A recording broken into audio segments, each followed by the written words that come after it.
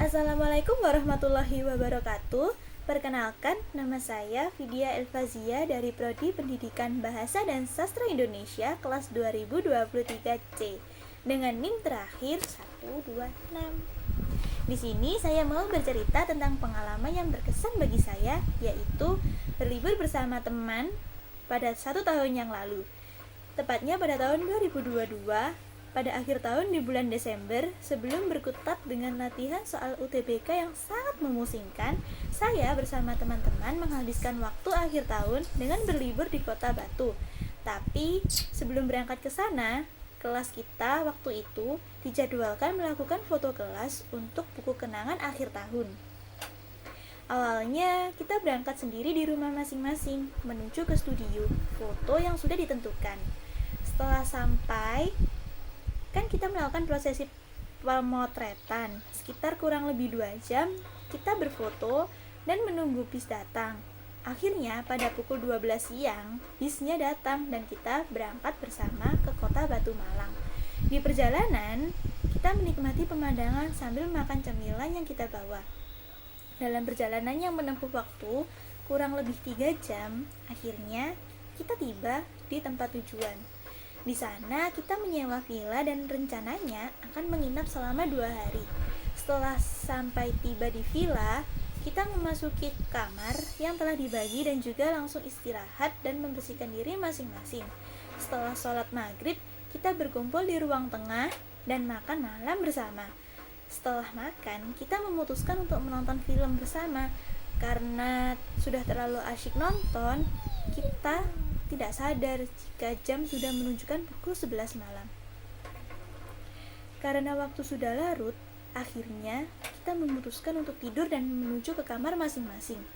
Waktu itu, saya dengan satu teman perempuan saya yang namanya Ica, sebelum naik ke kamar kami yang tepatnya di lantai 3, kami mampir dulu di kamar mandi di dekat dapur lantai 1. Setelah selesai, kita langsung naik ke lantai 3. Saat di tangga menuju kamar, kita berdua berpapasan dengan teman sekamar yang akan turun ke lantai 1. Lalu, kusapa dia dengan pertanyaan, mau kemana? Tapi, dia diam aja, alias gak menjawab sama sekali. Terus, karena waktu itu aku pikir mungkin dia sudah capek, makanya gak jawab, akhirnya aku acuh dan langsung melanjutkan naik tangga yang sempat terhenti tadi. Sesampainya di lantai 3, saya dan Ica memasuki kamar. Ketika membuka kamar, saya dan Ica sangat terkejut. Kenapa? Karena teman yang kita jumpai tadi di tangga sudah tertidur lelap di atas kasur. Waktu itu saya sudah sangat ngantuk sekali.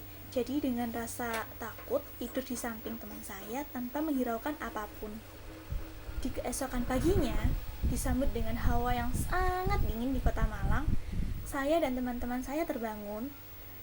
Setelah sholat subuh, kami memutuskan untuk jalan-jalan menghirup udara di sekitar villa.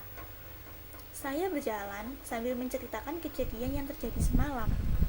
Ternyata, bukan hanya saya yang mengalami hal aneh, tapi teman saya yang di kamar lain pun juga mengalami hal yang tidak beda jauh dengan kejadian yang saya alami semalam.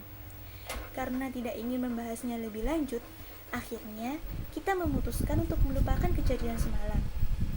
Setelah berjalan-jalan, saya memutuskan untuk mandi.